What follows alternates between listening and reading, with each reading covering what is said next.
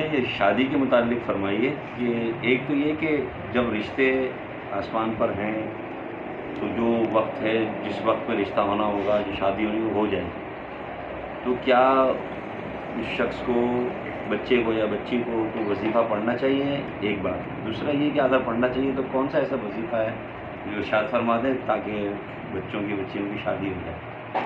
دیکھیے بہت آسان سا ایک وظیفہ ہے، یا لطیف یا ودود 300 مرتبہ پڑھیں عشاء کی نماز کے بعد. یا لطیف یا ودود، یا لطیف یا ودود 300 مرتبہ عشاء کی نماز کے بعد وہ شخص خود پڑھے، بہتر ہے، یا اس کے لیے کوئی اور بھی پڑھ سکتا ہے. اور خاص شادی کے لیے دعا کرے کہ یا اللہ تعالیٰ میری شادی خانہ آبادی فرما اور سنت کے مطابق، تاکہ وہ سنت کی برکتوں سے مالا مال رہے. انشاءاللہ تبارک و تعالیٰ اس کی 90 دن کا عمل ہے، 3 مہینے کا یہ ہے عمل ہے، کرے انشاءاللہ تبارک و تعالیٰ. امید ہے 3 مہینے کے اندر اندر رشتہ تو اس کا لگ جائے گا. ہو سکتا ہے شادی ہو جائے، کئی لوگوں کو بتایا تو ان کی 1 مہینے میں شادی بھی ہو گئی، جو کہ نہیں ہو رہی تھی، رشتہ ہی نہیں آ رہا تھا. تو اب یہ بات تو ہے کہ ہر چیز کا وقت طے ہے. اگر تاخیر ہو آپ کو 3 مہینے کے بعد تو ایک بار اور کر لیں، 3 مہینے کے لیے ذکر ہی کر رہے ہیں نا. صحیح. اللہ تبارک و تعالیٰ کا ذکر کرتے کرتے اگر تاخیر بھی ہو رہی ہے تو کوئی مسئلہ نہیں، ذکر کی تعداد بڑھ رہی ہے، آپ کا ثواب بڑھ رہا ہے، اور آپ کی توجہ اللہ کی طرف ہی ہے، کسی اور طرف نہیں جا رہی، اور اپنے وقت پر اس نے ہو ہی جانا ہے، اور ذکر کی برکتوں کے ساتھ ہوگی وہ شادی. کیونکہ اگر طے ہے کہ آپ کی شادی ہونی ہے تو اپنے وقت پر اس نے ہو جانا ہے، جہاں کا طے ہے وہیں پر ہو جانا ہے، اس میں تبدیلی نہیں ہوتی. اور ہم اصل میں کوئی بھی عمل وقت سے پہلے طلب کر رہے ہوتے ہیں، ابھی اس کا وقت ہی نہیں ہوتا. اللہ کے کاموں میں تاخیر نہیں ہوتی، ہم تعجیل کر رہے ہوتے ہیں، یعنی ہم ایمرجنسی بیسس پہ مانگ رہے ہوتے ہیں ہر چیز. تو اس کو پڑھنا چاہیے، پڑھنا چاہیے، بالکل پڑھنا چاہیے. اللہ سے اپنا تعلق رکھیں، مانگنے کا رکھیں، اور یہ یعنی اس کے ساتھ کہ یا اللہ تعالیٰ میرا تو ایک ہی رب ہے اور وہ تو ہے، اور میں تیرے سے بھی نہیں مانگوں گا تو اور کس سے مانگوں گا. بات ہی ختم ہو گئی، مانگتا رہوں گا. اگر وہ تاخیر ہوگی، اس تاخیر کی پیمنٹ ہوگی آپ کو، اس تاخیر کا جو بنے گا نا اس سے 1000 گنا زیادہ ملے گا آپ کو.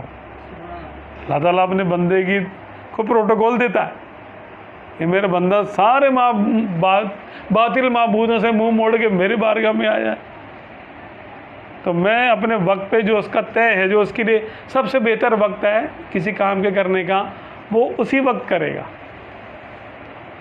لیکن جو تاخیر ہو رہی ہے اور یہ صبر کر رہا ہے بے صبری کے باوجود، اس بے صبری کے صبر کا اس کو پھل ملے گا.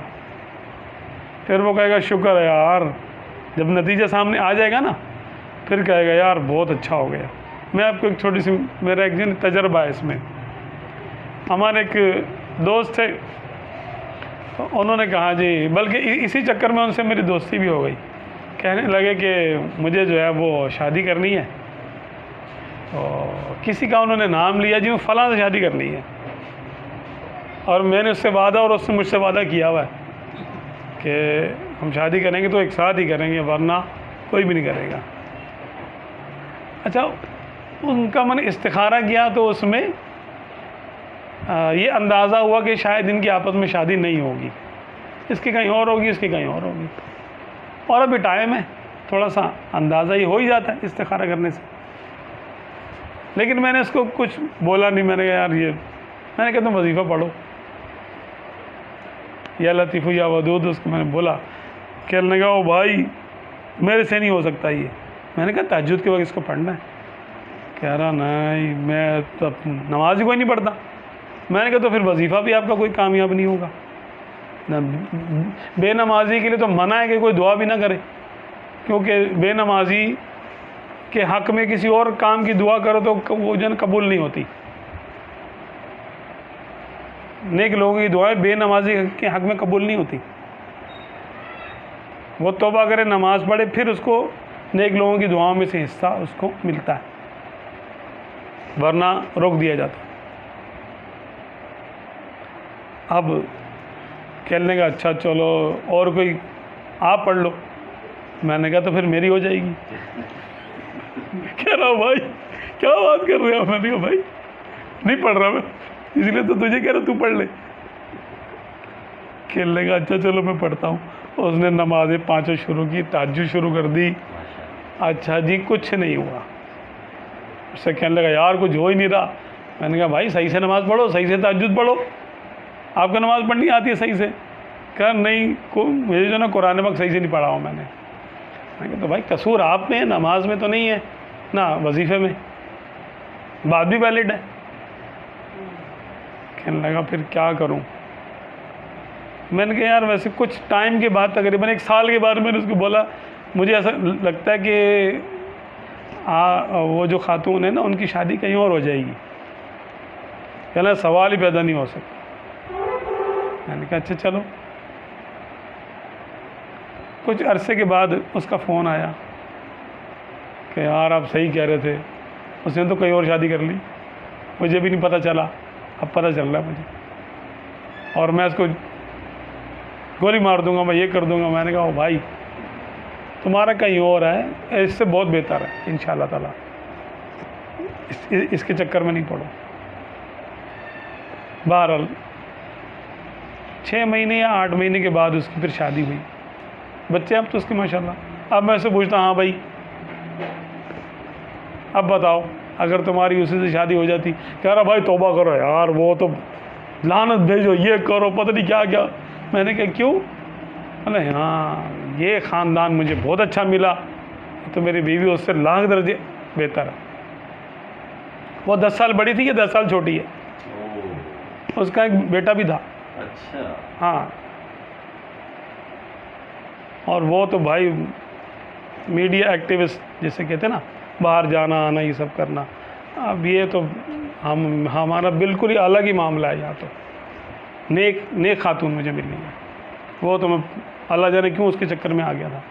پڑھائی کا فائدہ ہوا؟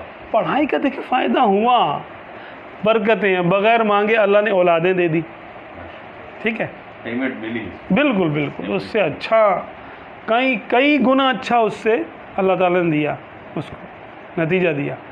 یار اللہ کے ذکر سے بھی اگر بندے کو نہیں ملے گا تو پھر کہاں سے ملے گا؟ یہ بات بتائیں، کیا اللہ اپنے نام کی لاج نہیں رکھے گا؟ ہمارے گناہ کو دیکھتا رہے گا وہ بے نیاز ہے، تو ہمارے گناہوں سے اس کو کوئی تکلیف نہیں ہے، ہمارے گناہ اس کو کچھ نہیں کہتے، اس کے کاموں میں ہمارے گناہ رکاوٹ نہیں ڈال سکتے۔ ہماری کیا اوقات ہے، ہمارے گناہوں کی کیا حیثیت ہے؟